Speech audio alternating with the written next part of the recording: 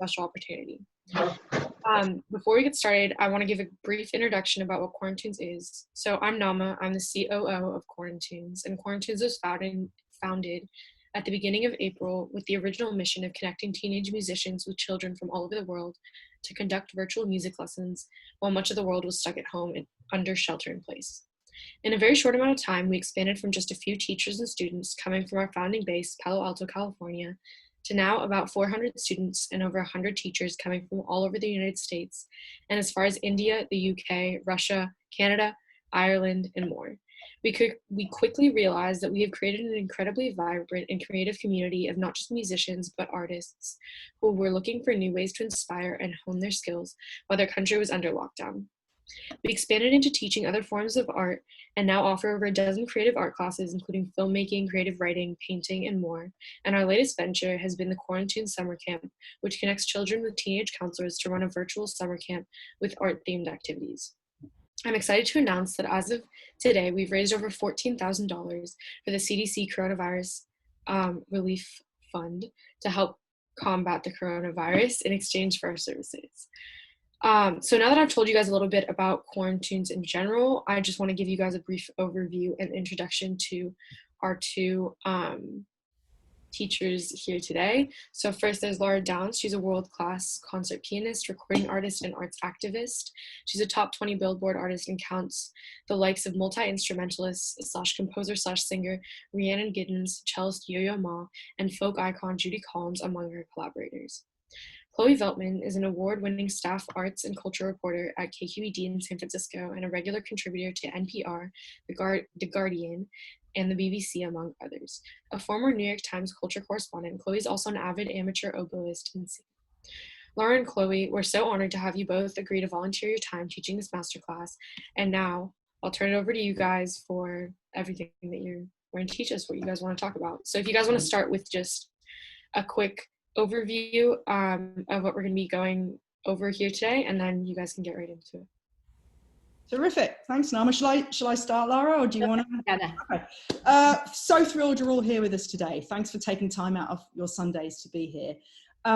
We're going to spend some time really digging into this idea of what leadership means as a young artist, as a young musician, because this is really, really a key moment in our history right now where things are changing and there's a lot that you can each do to feel empowered to make a difference. So I wanted to just talk at the beginning a little bit about what I'm seeing as a journalist. I have this very privileged position of getting this overview of so many, well, not only problems going on in our society, but also some of the solutions. And I just picked out 2 or 3 things I wanted to share.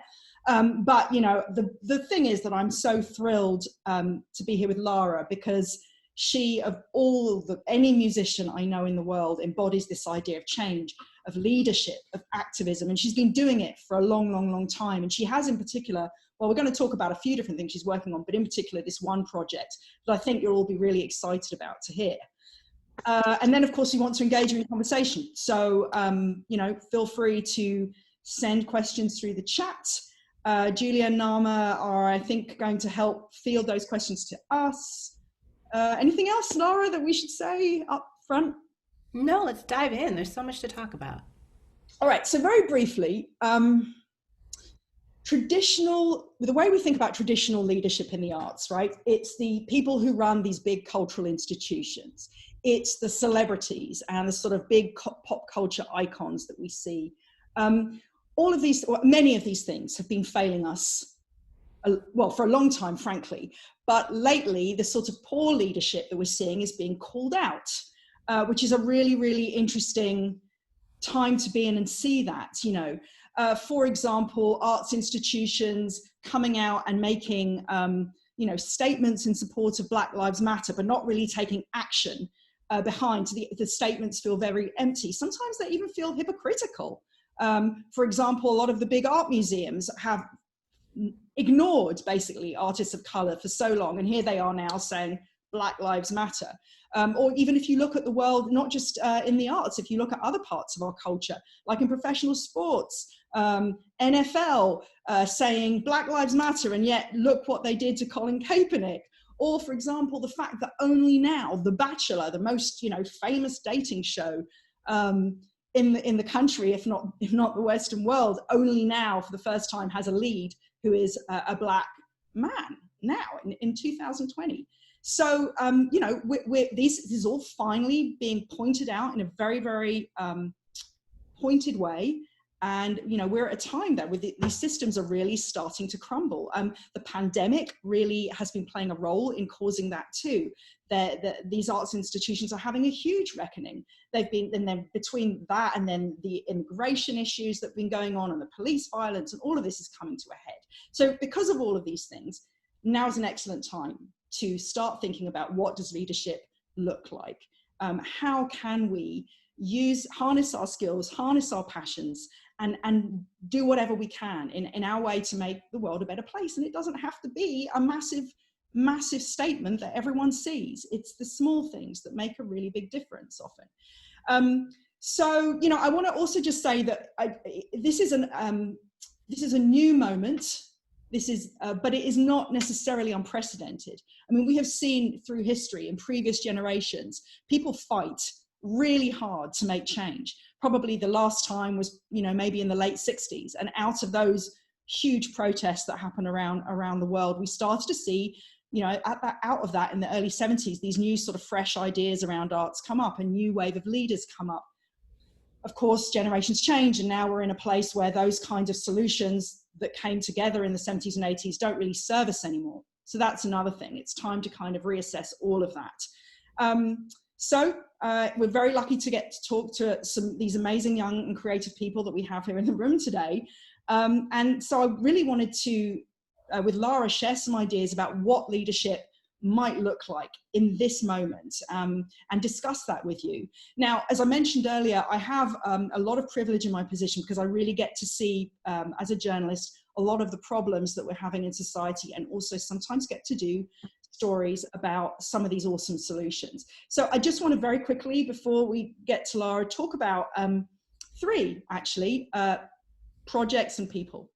The first is, I have to talk about Quarantunes, because this is a standout project for young leaders emerging and making a difference in the world. The fact that we're talking about a marriage of passion, the music that you all do, that you love to do, and that you take that and that you see a need, the need being all these, young people to begin with who are out there twiddling their thumbs, essentially, bored at home, their parents don't know what to do with them, and you came up with absolutely elegant, such a stylish, such an elegant solution for engaging people, bringing them together, making it also equitable, right? You don't have to have money to do this. I mean, okay, you do, need an internet connection, and that's another story, right? But, and the fact that everyone gets something out of this, the teachers do, the students do, and also the CDC, the charities that you're helping to support with the money that you're collecting in donations. I mean, this is super powerful stuff. And certainly from my perspective as a journalist, with all the projects that get sent my way, I get press releases all day long, this sort of thing jumps out at me because it is just this perfect marriage of leadership, passion, art in action, change making. It's profound. All right, the next thing I want to talk to is something completely different. It's about this guy who I did a story about this past week for KQED. His name is Brandon E. Hazy. Very, very different. Now, this is not a music story. Brandon is a muralist, a street artist in Oakland. He's had a really, really tough life. I mean, this is a guy who really had very little opportunity growing up, got into drugs, spent 3 years in prison.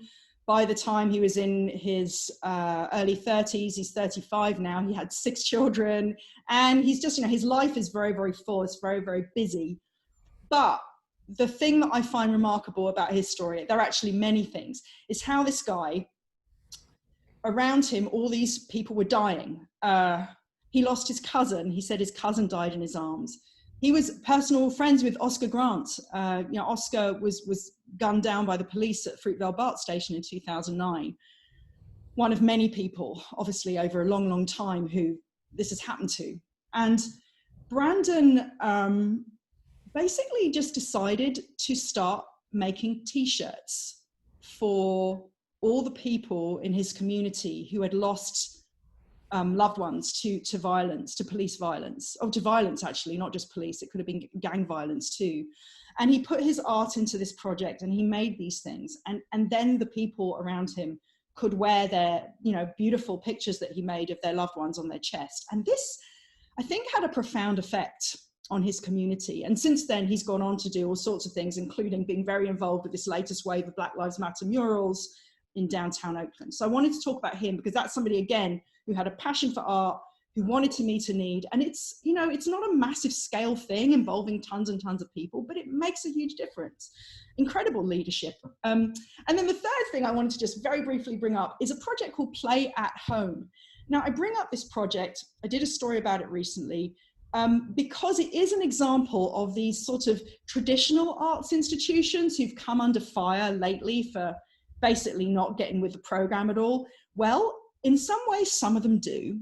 This project, Play at Home, really is a project where a lot of different theatre companies from around the country have come together. They've commissioned dozens and dozens and dozens of playwrights, paid them to create these short plays. Now, more than actually putting these plays available for free on the website, what's also interesting about this is the idea is that anyone can download them for free and play and make the play at home. Maybe you just read it with your family. Maybe you do it with colleagues, as I did over Zoom. But again, it's that thing about finding a need, bored people at home who need to do something creative together and not just passively watching content. And then also paying playwrights to create work. A lot of playwrights are without work. And I would say the majority of those playwrights are people from diverse backgrounds too. So that's another thing that's awesome about it. All right, so that was my download, not all at once. But I just wanted to cram that stuff in. I can share the links to my stories, but I wanted to give you an idea of 3 different things that I've looked at very recently that kind of, for me, speak to this idea of leadership that makes sense now. And with that, let us meet once again the amazing and delightful Lara Downes. Lara, it's so hard to introduce you. I mean, you've already received an introduction. There's so many strings to your bow, but you are, more than anyone I know, a change maker. And I think it would be great if we could begin by hearing a little bit about how you got to where you are. Can you tell us a little bit about your story? Yeah, absolutely. And as you say, I think this is such an exciting time. And I mean, raise your hand if you've learned a million new things in the last 3 months, because we're all just learning so much and, stretching ourselves and testing ourselves and growing. And that's really exciting. I know it's very frustrating sometimes and stressful, and there are all kinds of, things associated with this, but think about that piece of it. I think that where I've come to in my career, in my work, in my life, where I always am trying to open doors and sort of, just like push my own imagination and push people along with me and explore change, all has to do with the place that I started, which was a fairly confined space. When I grew up, the classical music world was really traditional. So many things had not taken place yet that we take for granted now. The ability to just sort of be a self-starter wasn't really something that was part of my training. I studied with old teachers who are from, very old school and, just communicated a lot about structures and rules. And for whatever reason that had to do with my family and my weird upbringing, I was homeschooled and my parents were kind of free spirits, that just felt wrong to me. And so I loved the music and I did not love the world that it existed in. And so really, as soon as I was able, I started questioning it. And when I look back at some of the things that I did really early in my career, I don't even know why anyone let me do them. I think I was just persuasive. But, for example, my very first recordings were made at a time when people recorded albums that were all in the classical world, all one composer, because there were record stores and there were bins and they were alphabetical and you needed to know where to put the record. And I didn't want to do that. I wanted to do albums that were kind of story albums, which is what I've always done. And nobody knew where to put them, but somehow it all worked out. So I think that, a lot of my instinct to be innovative and adventurous comes from that place of just feeling restless from the very beginning. I'm also, something of an outsider just by virtue of who I am. I'm biracial. I grew up not looking like everybody else in school and then in the industry. again, you know, my family just kind of comes from a different sort of a place. So I've always just been a very curious and I don't know. I'm a Aries on the cusp of Taurus, so I'm very curious and spontaneous and also very stubborn. So as soon as I get an idea, I go do it, and that has tended to work out well. But I love this conversation about making change and just kind of like not overthinking it. If you have an idea that you really believe in, you just try. And I think that so much of what we traditionally are taught in music school goes against that, you know, because we're taught to follow traditions and think about mostly perfection and like sort of this weird competition dichotomy rather than drilling into who we are, what we have to give, and how we're going to do it. And I think that's what we need to do from the very beginning of our lives and then through our long lives in music. Mm-hmm. Yeah, I mean, I think entrepreneurism is such an important skill and feeling to have deep within us as artists too, or as people in general, you know. It's interesting to me that the San Francisco Conservatory of Music only very recently started offering classes in entrepreneurism. I actually got to teach a few of these classes, and the quality of the ideas that came out of them was so wonderful though. Like, you know, there was one flute player, flautist, as you call them here, who developed this thing called a pickpocket. I'll never forget it. It was a little tiny pocket that sits on a music stand in which you put a piccolo. Because, I mean, I guess flute players are always having trouble with their piccolos. If you're a flute player out there, you can here with me with us today, you can probably speak to that. The idea that this tiny instrument gets sat on, drops on the floor. So she invented this genius little thing that hangs on a stand, and it was so sort of out of left field, I think, for a classically trained musician in a conservatory to be given the opportunity to think about this sort of thing. However, I think there's still a missing piece. There's the follow through piece. Like, it's one, you know, how do you, in fact, Lara, I'd love to ask you this. So you have a good idea, right? You know, like this pickpocket, very good idea. I'm not sure. I did follow up with the conservatory about a year later to find out what happened to some of these ideas. I'm not sure that many of them, if any, saw the light of day. So how do you, when one has an idea, a creative idea around their music or their art or everything, what do you do with it? And how do you find it within you to have the courage to really take it to the next step? Well, I think that the success, you know, of everything in my mind has to do with collaboration and partnership, right? So if you have this idea for a piccolo pocket and you're a flautist and you're busy going to school and, you know, doing all that other stuff, you probably don't have time to sew 100 of them. So, you know, reach out and find somebody who sews and who wants to make some money on Etsy, you know, and partner and build your business, if that's what you want to do. But I think that really, you know, is across the board. And I'm sure that starting Quarantunes involved a lot of reaching out and finding out who can do what and who can do it well, and, you know, assigning roles and building a structure.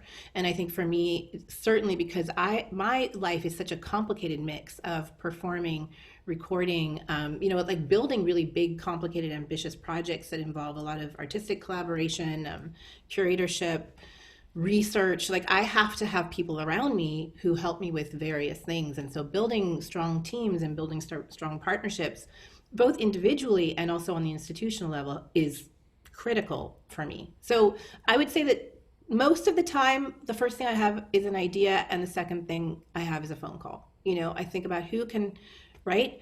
I mean, a really good example, a few years ago, I just, this is one of my idea moments that I will never forget, because I was deathly ill with the flu. I had been in bed for days with a really high fever. I was literally delirious, and I had this idea about a recording that I just came to me. And what it was to celebrate the 100th birthday of Leonard Bernstein by commissioning a bunch of composers to write new pieces called Anniversaries for Lenny, which would take off on a series of piano works that he wrote during his lifetime called Anniversaries. So I thought it was a great idea, but again, I was running a fever, so you never know. So I remember literally crawling across my bed and picking up my phone and calling this dear friend who's a composer and asking him, is this a good idea? And by the end of that day, you know, there were at least 6 people involved in a conversation about how we were going to do this. So I think that too often an idea dies because you don't have all of the puzzle pieces for it, but certainly somebody else does. And I talk about this a lot when I speak to young people in music school, because I think that when you're in school is exactly the time when you build your, whatever you want to call it, your community, your network, your family, your team that can stay with you for a really long time.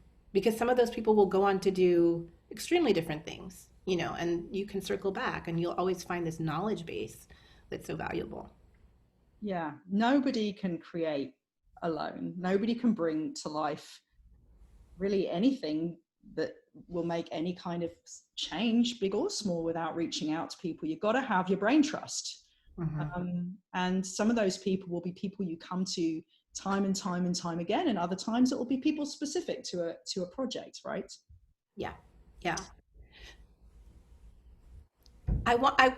I would love to just take a moment now and talk about my Promise project, because I think we could kind of work backwards from there. It's so many things to me, and it really touches on this whole idea of community and small change leading to big change.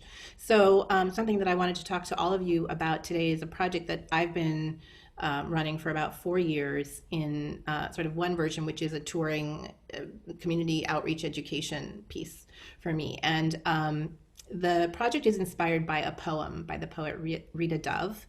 It's a line that says, "I gave my promise to the world and the world followed me here." And those words really resonated with me because I think a lot about, you know, what promise means. When promise here in the sense of potential, you know, as musicians, we have a gift that we're born with. You know, we just, for whatever reason, we are born musicians, and then we become musicians by honing that gift and working on that gift. But underneath that gift, the foundation of that gift is the purpose that we have for doing that gift, right? And we all know people who are extremely talented when they're young, and then they just kind of burn out because it turns out that just doing something well and having people clap for you and, you know, winning an audition and just that's not enough. That's not enough to keep us satisfied and happy and productive. So I always urge everyone from the very beginning, know why you do this. And that why, you know, is going to shift during your lifetime. But and it's also a lifetime question, you know, kind of every day. Like, why am I doing this? That's something that I have to ask myself pretty much every day now that my whole life has been shut down as far as touring for looks like about a year. You know, I have to stay really connected to why is the real reason that I make music, even if it's just here in my living room and on Zoom. Like, why am I doing this? So my Promise project has been something really powerful that I've taken to young people really all over the country. And now I'm bringing it online this summer as a series of Zoom workshops like this and virtual performances. And the idea is really that, you know, everyone, pre-professional musician, professional musician, amateur musician, or person who has never touched an instrument in their life has a creative voice, you know, and so many kids that I encounter in schools around the country have never even had an opportunity to explore what that voice is, you know, what the medium for it is. Are you a person who, you know, will pick up a paintbrush and all of a sudden you feel a recognition? Are you a person who likes to move your body and there's your recognition? So I would love to invite all of you, and I'll share the link to be part of this project. It's, again, it's, you know, similar to Quarantunes. It's just a national database gathering of young people who are going to explore the questions of, like, why are we here? You know, what can we do to affect change and to make the world just a stronger, more vibrant place? And my point is that when I'm in classrooms around the country and we talk about my promise, and I'll ask like a very young person, let's say, you know, a third grader, what is your promise to the world? And that child will say, well, you know, I want to end pollution. And that sounds like a really big, impossible thing that very many grown-ups think about every day and nobody has figured it out. But then we go backwards from there and we talk about, how do you start? You know, and maybe you start to end pollution by picking up trash that you pass on the way home from school today, you know, and then maybe tomorrow you ask 2 friends to join you. And it's a question of really, really small changes that we can make that lead to big change.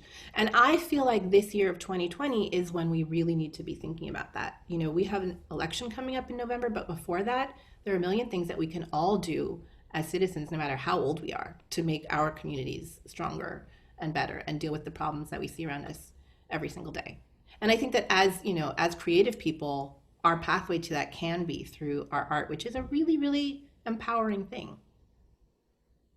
I know that you start these workshops with sharing freedom songs. We Yeah. Shall Overcome, Hold On. Can you talk a little bit about the format and why you ground the workshops in those songs? Yeah. Well, two things. I just put out an album called Some of These Days, which is a collection of freedom songs and spirituals, and it's really about our American story and the story of resistance and persistence and progress, and the desire to sort of fulfill this original promise that our country holds for us.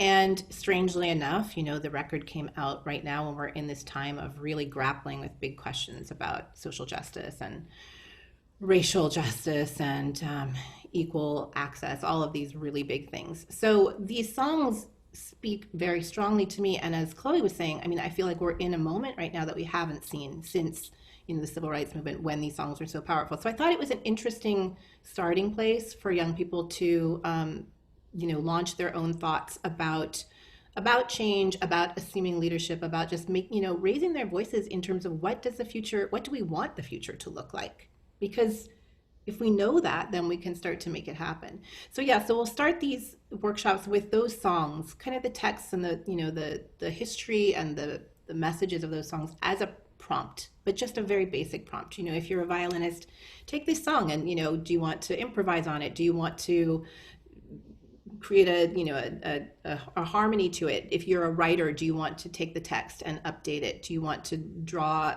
a drawing that the song is inspiring? I really just want us all to kind of start from a common place, and then later in each week we'll be doing performances on Facebook to highlight some of the work that's been done during each session. So I'm excited. I think it will really just create this big anthology, of creative expression, and creative expression with that urge behind it of, claiming the space to make change. Mm-hmm. It sounds really powerful. I think it would be good just to ask that very basic question. If people want to participate, how do they sign up? You know what I will do? I will put a link in the chat right now. Yeah. Fantastic. It's so good for that. Yeah, but again, this question of why do we do the thing we do? I think it's the central question of our whole lives.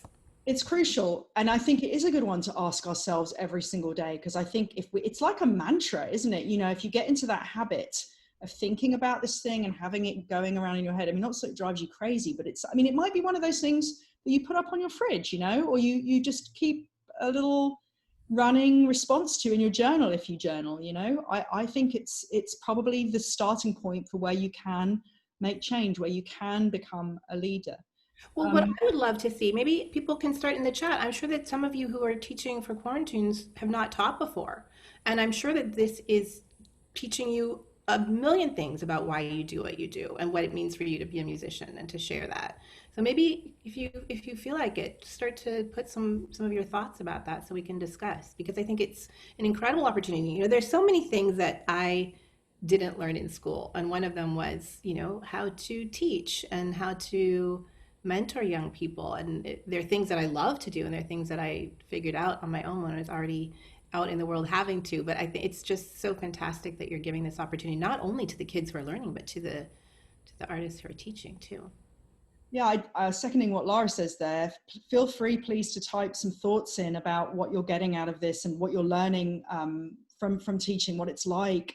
I think one thing also I should mention about Quarantunes is the fact that one of the things I really love about this particular initiative is the fact that they have workshops to teach the teachers, So young teachers who have maybe never had that experience before are getting to learn about how to do it, which is kind of an amazing piece that, you like throwing people to the wolves otherwise, sort of. Oh, yeah. It's not just because you play an instrument that you can teach it, right? Mm-hmm. That takes a lot of work. So I think that's another thing for me that really helps this project stand apart from other things. While we're waiting for more people to respond, I do think what would be really good for us to talk about briefly, Lara, with regards to all of this, is dealing with challenges. I mean, when you start anything, when you do anything and you try to make any kind of change, you will meet opposition and you will meet problems of all kinds.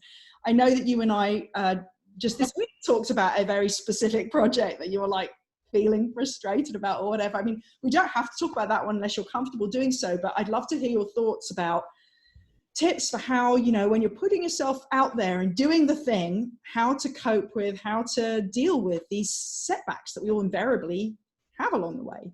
Sure, yes. But I will say, and I really hope I'm right, that the great thing about this, collapse and rebuilding moment is that I think that a lot of the roadblocks and frustrations that you and I have encountered in our lifetimes are really just a thing of, 3 months ago, they're done. And the what leadership looks like, I hope really, again, I hope so much that I'm right. But we come out of this, because everyone is having to question everything seriously. Even the people who thought that they had everything figured out and were sitting on a really strong structure, they've all fallen apart. So I think it's a great time to be emerging and to be, testing the waters. But, well, I guess, it's sort of a cliche, but I think that probably all of the times when I haven't been able to do something the way I wanted to do, I've figured out a better way. So, your failures are usually your greatest successes. And usually the people who are saying no to you are not the people you want to work with anyway, right? So what's that thing about not running any race that's not yours to win? Or I'm not sure that's quite right. But, it's an interesting balance, right? Of having that stubbornness, that persistence, that belief in the thing you want to do, and also having the trusting your instincts to know when you're not going to the right partners, when you're not in the right environment, and learning to walk away.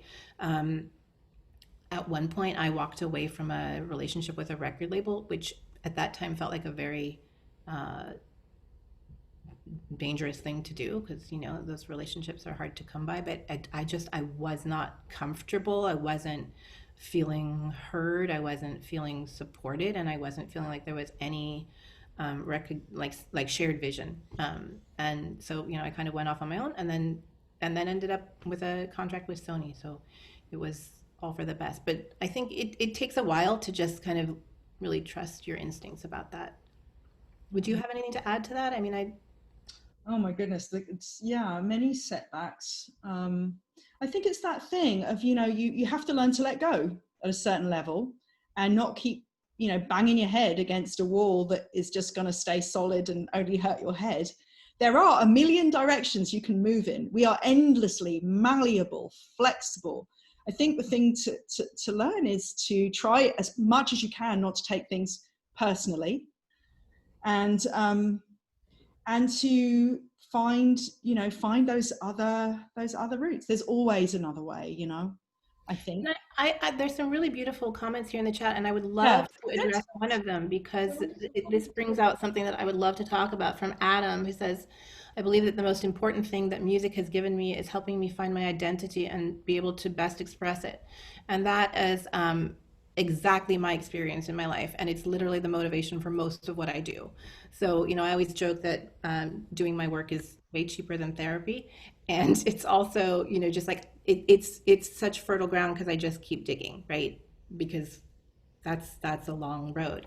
But identity is something that's so important, and identity is part of this kind of understanding what the unique thing is about ourselves. So just finding, again, like that promise, that thing that's uniquely ours to give, and identity is a huge part of that.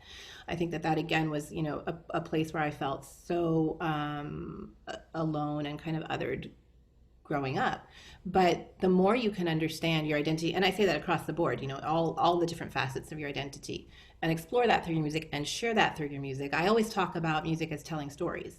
And when you're finding what it is that you have specifically to say through your music, and you're sharing that as a story, then what you're doing is you're giving other people access to find where that story connects to them. And then you're immediately building this network of understanding and recognition, which is a tremendously powerful thing.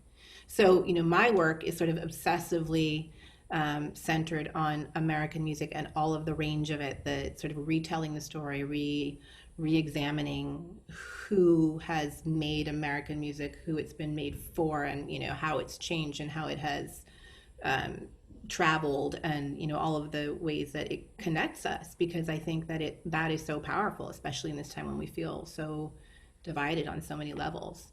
So I'm so happy to hear you say that, and I hope that you'll stay connected with that, and also just really understand what a powerful thing that is for everyone with whom you're sharing that access. I'd like to bring up Maddie H's comment too.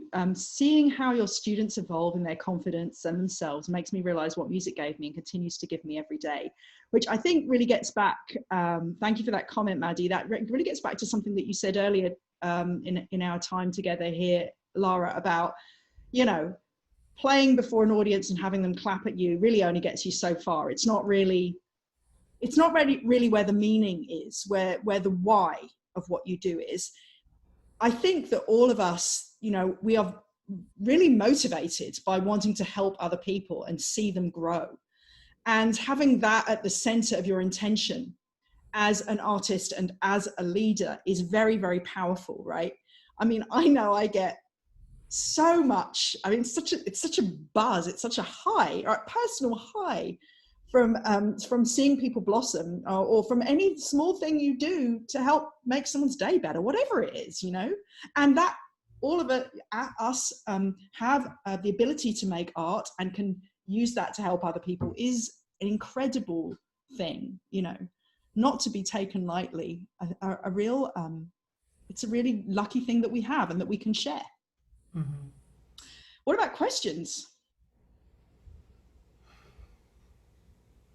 What music gives me is the ability to inspire happiness in others through my music or teaching or both. Yeah. Yeah, a sense of purpose. That's from Nico. Mm-hmm. Yeah, thanks, Nico. So we're at 4:45. I think Lara and I are happy to carry on beyond 5, but, you know, if you'd like to share questions with us, we'd be really happy to answer them. Unless there's anything else you want to say, Lara, before we do that. No, I mean, I would love to take questions. I think that all of these things, you know, they're sort of general big ideas, but they do apply to specific things. You know, how do I apply this kind of sense of purpose, or these goals, these long-term goals, while still in school, while I'm trying to start a career in my teaching? You know, how do I impart these ideas? So yeah, please do feel free to drop your questions into the chat. I had a question actually for Lara. So you talked a little bit about how easy it can be to get something going once you have, you know, the right team of people, and a lot of people that are kind of on board on the same page. And I really found that to be true with Quarantunes. We were born almost kind of overnight. In reality, it was like 1 or 2 days. And I think that was really due to how much like positive feedback and just how many people were interested in doing it and just really wanted to be on board. But my question for you was, have you ever had an idea where you really like couldn't find that many other people who were on board with it, or you felt like you were the only one and you kind of had to convince other people to join you? And what would be your advice for kind of next steps for pursuing that kind of idea? If that makes sense. So I'm not sure that I have a good example of sort of, you know, just an idea that didn't pan out. But honestly, going back to the beginning of our conversation, I think one of the disappointing projects in my career has been this concert series that I started in San Francisco, because it started out really with a bang. It was just kind of like right place, right time. The guy who was running Yoshi's at that time was really intrigued by the idea of trying something that would bring a different audience into the club, you know, which was historically a jazz club. So he loved the idea of doing classical music. I was really well connected with a group of musicians who were kind of on the cutting edge of exploring cross-genre things and had big reputations and were happy to stop by when they're passing through town. We had people like Chloe involved. It was very, I mean, it was a kind of a party from the beginning, and it was another thing that just worked quickly and easily. And then when the club closed down and we lost our space, I thought, well, you know, it would be cool to try to do pop-up concerts at different spaces in the city.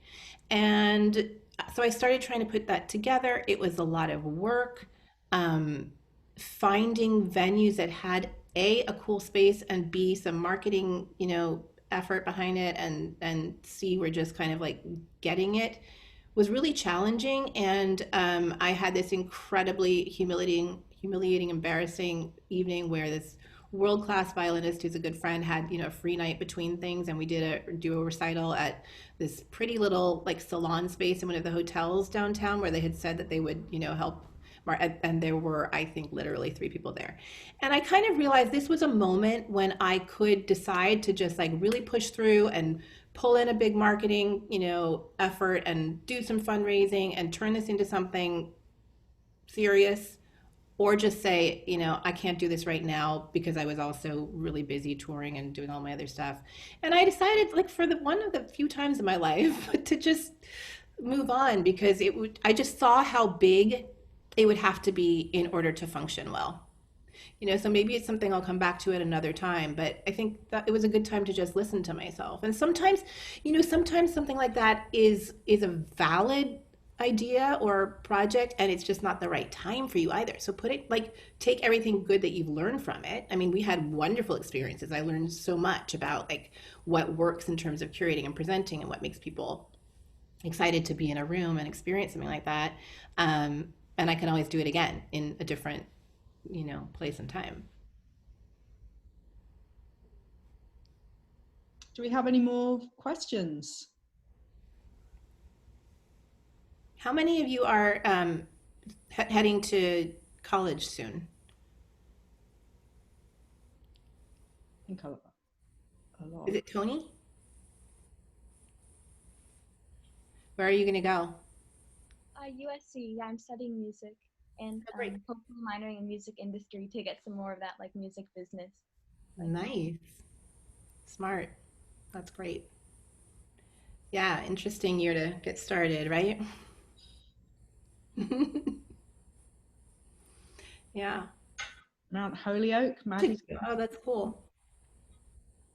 Well, one thing that I will tell you, I hear a lot from students who are in conservatory is that they feel like these things that I'm talking about in terms of like pursuing your passions, and your curiosities and really developing that sense of self. They say it's hard to do that in school because in school you have all these expectations, all these deadlines, and repertoire that you're expected to learn, and hard dates on things. And UT in Austin, that's awesome. And I really say I think kind of a version of what I just said. Even if it feels like it's not the time that you can fully explore all these things, like hold on to them, and do them in really small ways. And if you have an idea of like starting a concert series, but it's just too hard, like do a jam session in the dorms, every Wednesday night. Just like try some mini version of this thing that feels important to you, and develop again your community and find the other people who are, who have similar thoughts and impulses. It's such an important time for that. I'd like to piggyback actually off what Lara said, because I know some of you are very serious about starting your instruments and are hoping to really, really use your music professionally like Lara does. There's a whole other category of people in the world that are kind of like me, who love music, play music for fun. I'm an amateur oboist. I sing, but it's not what I do to make a living. But I also want those of you who are like that to think about how, even with whatever kind of job or career you head for, that there are ways that you can integrate this passion and use your kind of your desire to create a project, even though it's not you're not a professional musician. So just to quickly share an example for me, again, it started very, very small. I loved singing. I was doing a lot of stories for different magazines and newspapers all about singing, and I had this idea that I wanted to make a podcast and a radio show and bring people together, all about voice. So I started this project called Voicebox, and at the start, I think I went and approached the manager of a very small radio station in San Francisco called KLW, and he basically let me audition. I was given, obviously they don't pay anything there. You just find the time. I got to make 5 hours of programming. And I just did it. Enlisted help from a friend to make a logo. I built a little website. I produced 5 hours of programming. Those things ran at like 10 p.m. on a, Sunday night, or 11 p.m. No one was probably listening. But anyway, the thing is that out of that very, very small beginning, I was able to take my skills as a journalist, my passions as a singer, and make something. And it became, this much larger project for the 5 years that I did it. Got syndicated nationally, won awards, started a nonprofit, did a whole event series all around drinking songs. It was really born out of this desire. The why was about how I thought if everyone sang, there would be fewer wars, essentially. And that was the thing that kept me going. And that, that idea that you just, start from small, and it doesn't have to be the thing you do for a living. Because if you're passionate about it, you know, things will come, and it'll happen.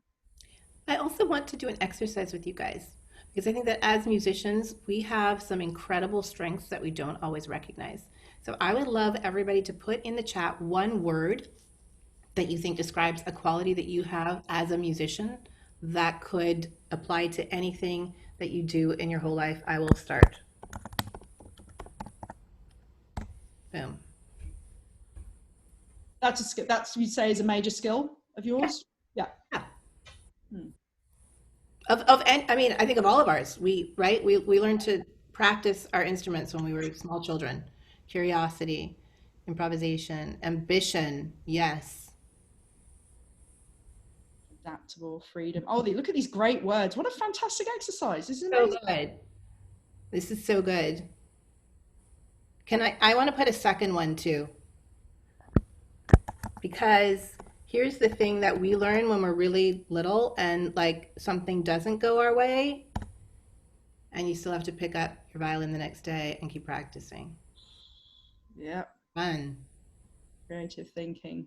I think the resilience piece is really, really important. I mean, especially in this particular time that we're in now and what everyone is dealing with, the stresses of this time are, you know, I think for most, if not all of us, maybe unprecedented in our lives, or at least for some of us, you know. Yeah. And the fact that we can all keep going and keep driving forwards and keeping the dream and knowing the why, and even when things go wrong, and even on days when you just really do not feel like sitting at the piano or picking up the violin or doing your homework or whatever it might be, you figure it out, you find a way, and you keep going. It's amazing. Yeah. Oh, I'm just enjoying watching all these great. Yeah, so many words. It's so good. I'm so glad that, they make random luck. Well, there's a song. Did anybody put in, how should I say this? We have these relationships, I think, as musicians with, you know, mentors on both ends, and that's something really important to think about. What would you call that? Like the chain of, yeah, I mean, it's mentorship, menteeship.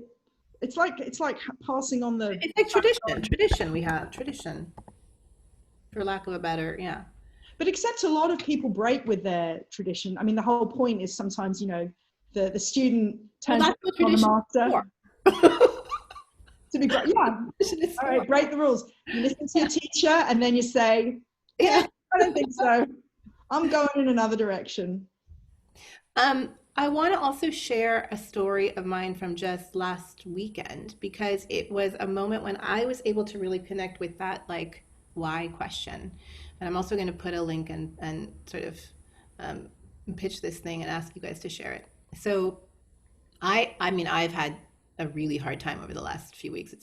I've been so sad and so devastated to see what's happening in our country, and, you know, again, and like so intensely. I mean, it really just broke me a bit. And then last weekend, I went to one of the protests here in Sacramento, and I came home and I was just feeling like hopeful, really, for the first time in several weeks. And I sat down at the piano, and I have a friend who had been talking to me about making cassette tapes, which I thought was so there's a good example of something that seemed like a good idea or a fun idea, but I didn't really see any why to it. You know, like I could do that. It would be kind of cool and gimmicky, but, you know, whatever.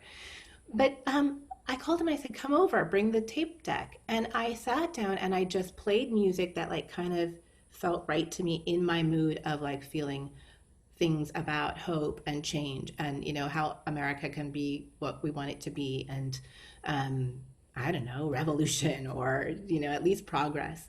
And I did not care whatsoever, honestly, about the playing. It was just single takes on this tape deck, you know, and he hit record. And at the end, I said, okay, so that's a mixtape. And it's like a journal from today, which was, you know, June 6th, 2020, which was a really important day because it was a day that there was an uprising. And who knows where it's going, but this is my journal from this day. And so I said, let's sell this and let's give the proceeds to the ACLU. And so, you know, overnight, because that's how I do things, I just like popped it up on socials, and, you know, all of these orders started coming in. But what I love about it is that, I mean, I do a lot of recording, and, you know, there's a certain mindset that you get into where you're creating this perfect document, and, you know, you just want, there's a certain kind of a different, you know, tension, I don't know. This was just like, it was just feeling. And it made me remember why I play, because it's the way that I express how I can feel on a really important day in my life. And that was just really healing for me. Are you going to do these with a regularity? Is it No. like a journal or just a one-off? I think I only want to do them if it's like the right day, you know, if it's a day that feels like there's a journal that wants to come out of it. Mm-hmm. Yeah. Wow. It would be interesting to see how the sound evolves if you do more Yeah, of it. exactly. I know. I was kind of thinking that too. Yeah. Yeah. But, you know, just touching base with ourselves, it's really important through our music.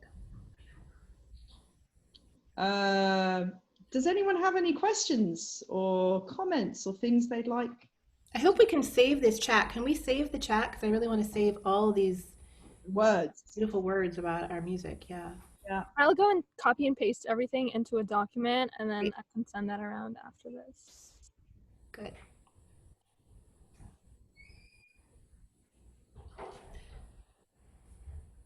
It's really nice to be with all of you, and you can always feel free to reach out to me. There's a contact form on my website if you have, you know, questions about projects or ideas or whatever. I'm always... Same here, same here. Again, I have a website too, chloeveltman.com, and you can find me there. Happy to chat. I'm curious to find creative resources, like for my songwriting group. I'd love to have like more prompts and like some of these wonderful little words that you put up. If there's little tingles on the internet that you look up, or maybe you have it on your webpage, something inspirational that you think you'd like to share with a teacher type personality. Yeah, well, I mean, I would say maybe some of these same prompts that we're using with My Promise project could be really great. Exactly. Yeah. If I go to your Promise project website, are there things written down there? I think so. And if not, I don't know if we've updated that quite yet. There are some, you know, sort of class outlines at this point, so I'd be happy to follow up with you. I'm particularly excited and pleased to bump into this, because the Some of These Days song project and the reaching forward, reaching back is something I'm doing that same dance. So it's really touching to run into you today. Thank you for being here. I'm so glad. Good. Well, congratulations again to all of you for putting this together. It's really inspiring and exciting. I just wanted to jump in and say that we are so incredibly honored to have both of you, Chloe and Lara, incredible musicians and artists, here to talk to us today at Quarantine. I know I'm speaking for everyone when I say that this was incredibly fascinating, and we're all going to walk out of this incredibly inspired to a whole new level. And yeah, you guys are awesome. Thank you, Julia. I see we have it's very sweet of you. We have a question from Nico. Maybe you could answer, Lara. What is a good place to start as a composer of piano music to get the music out there? So honestly, I would say reach out to pianists that you know, admire, either your friends, your you know, your teachers. I can't see Nico, so I don't know. Nico, are you a pianist? Yes. Yes. Okay. Yeah. So, I mean, your teachers, your friends and your peers, and also just play your music yourself, for sure. And I would say 4 or 5 times a week I get approached by a composer about music, and I'm always happy to take a look. But I think if you feel comfortable too recording something, that's probably a really great resource to have, and just be able to send something around as a demo. How would I get it out there to sell as a book? Well, the thing that makes the most sense for you is to sell it yourself and hold on to the profits, because you don't really need a big publisher anymore. You can if you have any kind of a website, just make it available there, and you can make it either print on demand or just to download a PDF. But I always encourage everyone to own your own work. Very sage advice. I feel like the composers I've been lucky enough to interview, the ones who are the most successful, the ones who've gone that route, for sure. Yeah. Yeah. Okay. Yeah. And send it my way. I would be happy to see it. Anything else, or should we call it a day? Thank you guys again, and thank you so much to everyone who took the time to come today. Yeah, and I think most of you here are teachers, so if you are, thank you so much for everything that you've done for Quarantunes. I think Nama mentioned this briefly, but we just recently surpassed $14,000 from our services for the CDC Foundation, and that's all because of your guys' hard work. And we really appreciate everybody here for everything that you've done to support us.